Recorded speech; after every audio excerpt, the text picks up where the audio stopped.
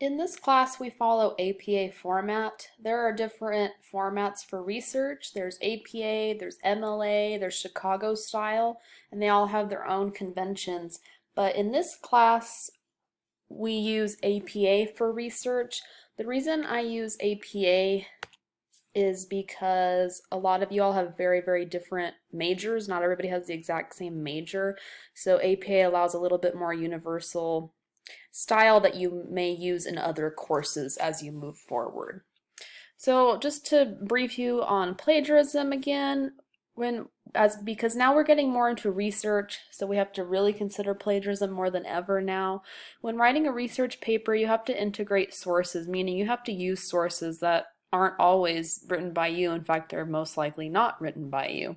So something called a citation. A citation is giving credit in your paper to a published source that isn't written by you. You give credit where credit is due. If you take a source and put it in your paper without citing it, you are plagiarizing. And remember that plagiarism is copying someone else's work and putting it in your own paper to pass off as your own. Of course, direct plagiarism is an entire paper usually, but direct plagiarism can also just be taking a few words or a paragraph and not giving any kind of citation. So APA is the American Psychological Association, founded around 1929.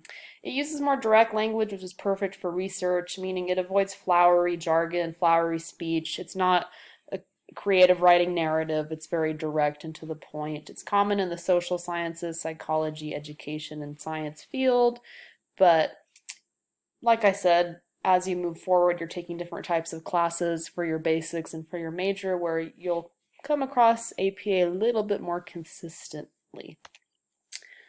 So APA has a specific format that we have to follow. It's part of the conventions of a research APA genre paper. It has a title page that has to be formatted a specific way. It has something called an abstract. You use in-text citations and they are formatted a specific way that makes it identifiable as APA. It has a reference page. So we're going to go into each one of those.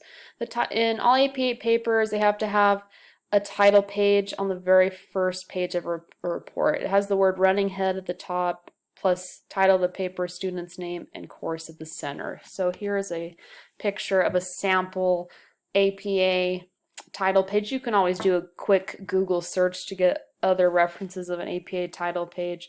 But just to follow this sample here, I'll show you how I did it.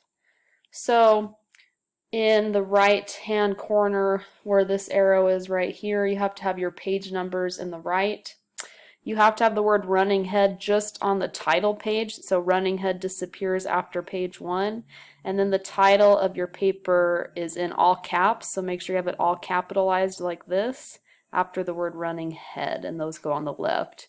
And then centered is the full title, meaning if you have a lengthy title, the entire title goes here. Your name, the course, or the school is acceptable for the third line. And if you need to shorten your title, the shortened title is what goes here. So that's an APA formatted title page. Page 2 of your research report is something called an abstract. An abstract is a summary of your entire report. Since it summarizes your entire essay, it has to be written last because you can't summarize something unless it's completed. So it goes on page 2 because it lets the reader understand what your entire report will be about before reading it. So once you finish your essay, read through it and summarize it in a paragraph or half a page at most. Don't confuse it with a conclusion. Conclusion, of course, depending on what type of essay you're writing, but conclusion might revert back to the introduction, meaning it might reinstate your thesis.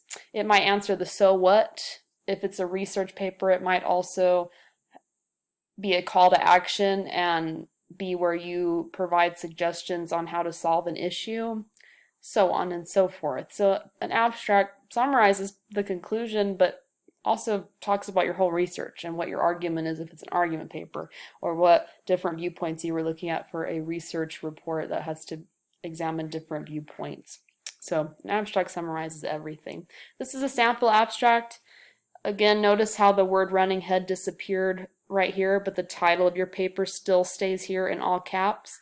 And then page 2, all your page numbers stay. So the rest of your report will follow this heading here, the title and then the page number. And you get rid of running head. You have to write the word abstract and make sure it's centered.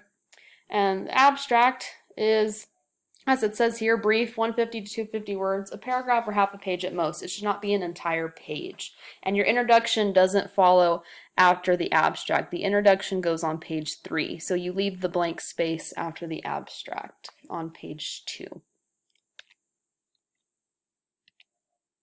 And always make sure you're formatting like that to make, that's a rule that I didn't create. That's an APA rule. So you have to make sure you're following the conventions of APA citation style. There's something called a reference page. It's your references. The reference page is the very last page of your report. It's very important to have a reference page. When I read in-text citations, I have other videos that explain in-text citations and explain reference pages, but just to introduce what they are, it's where you're giving credit immediately after you use a source in your paper. So in-text citations are found in your actual paper. The reference page is called a point of reference because it's a list of all your sources used in the paper, and you alphabetize your reference page. You alphabetize your sources by the author's last name or by the titles if there's no author.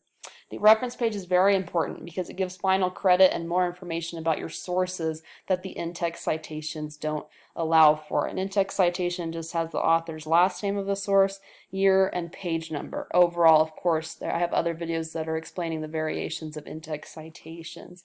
But in-text citations don't tell me the title of the source, for example, where it's published on, and a link. So the reference page puts all of that together. It gives final credit and allows me to review your sources to make sure they are credible. This is a sample of a reference page.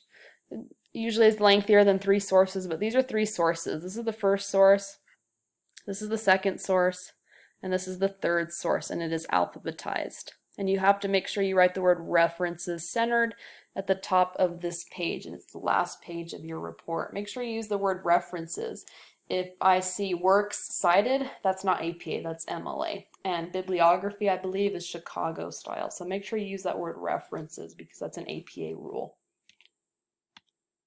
You can't see the page number here, but whatever page number your reference page ends up on, make sure that page number is there too and the title of your paper. So let's talk about in-text citations. You have to use sources within your paper to boost your credibility. There's 2 types of in-text citations, direct quotes and indirect paraphrases. Your Norton Field Guide book discusses this further, but this just kind of summarizes the difference. Direct quotes are where you take the exact words, meaning word for word from your source, and put it into your paper. That's allowed, but remember, you don't want to plagiarize. So first you have to put quotation marks around that sentence that's from the source. Indirect paraphrases are when you take the idea from the source, but you rephrase it in your own words. Since it's still not your original idea, it has to be cited. So you have to use in-text citations for both of these. All right. Regardless, in-text citations follow author, last name, year, page number. For direct quotes, this is cut off, I apologize. Make sure you download this when you're working on your reports.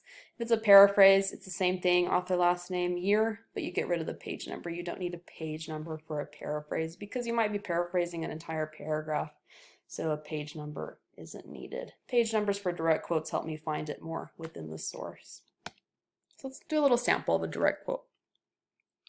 Pretend we found this article we're writing about letting teenagers sleep a little later. There's an argument there. This is an article published 2017. Say we read this paragraph and we really like this sentence right here that I just underlined. We want to use it in our paper. Direct quote. So direct quote, remember you need the quotation mark. And you write word for word. End quote, you put the quotation marks to let me know that it's not your words, you're quoting something, you're quoting a source. And then we're using that APA author last name, that's our author, year, that was the year it was published. And I don't remember where I found this source, so it just depends on what sources you have. If your source does not have a page number on it, that's okay. Just count what paragraph this information came from. So I'm assuming that I'm just for sample purposes saying this came from paragraph 1. So you put para, dot, and the number. So always make sure you follow that format for direct quotes. You can also format it this way if you want to, if you don't want to start with the quote. Introduce your quotes regardless. Use verbs that or connecting words that help transitions. Something like "it is noted that," quote. You know, there you go, and you don't have to start it with the quote. The Norton Field Guidebook has sample charts for that. Also, but if you don't want to, if you want to start with your author, you just put author last name, the year in parentheses, and then some kind of connecting word, states, comma, and then again, same thing. And then what happens is, had a little typo there, so author last name, year, and you can start it at the sentence, your quote again, and quote goes once the sentence at the end that you're taken from, puts the end quote there, and then you always put the page or paragraph number at the end like this. So your in-text citations for direct quotes should either look like this or like this, nothing else. So make sure you're following that. Indirect paraphrase, if I like that same sentence, but I'd want to try a paraphrase where I reword it in my own wording. This would be an example of paraphrase. You don't need quotation marks because you are rewording it. You're not taking it word for word, but you absolutely 100% still need an in-text citation because it's giving credit to the idea. You don't need the page number because or paragraph number because like I said, paraphrases sometimes might be a whole paragraph, a few paragraphs, just the idea in general. Paraphrases still can either be at the end like this. Always make sure you have these parentheses or here. And like I said, no page or paragraph number. That's the only difference. So tips for citation, never have back-to-back citations, meaning majority of research is your own writing. You're just using sources to reinforce those observations that you're making. After you cite something, evaluate it, add your own narrative, write a little bit more in your own words. Don't depend on the citation before you bring in another source or the same source. Don't start a sentence with a quote. I know my sample did, just for sample purposes. But Norton Field Guidebook, chapter 51, gives you common signal verbs. Basically just any kind of verb that'll help introduce that quote further. Always use APA format, of course. And like I said, the majority of a research report is you. You're just using sources to prove what's being said. And final reminder, some sources don't have an author, especially websites, but be careful with websites anyways. Some don't have a page number, and some don't have a published year. That's okay. Always refer to book samples, my templates, and a website called Purdue OWL APA, or ask me to make sure you are formatting correctly.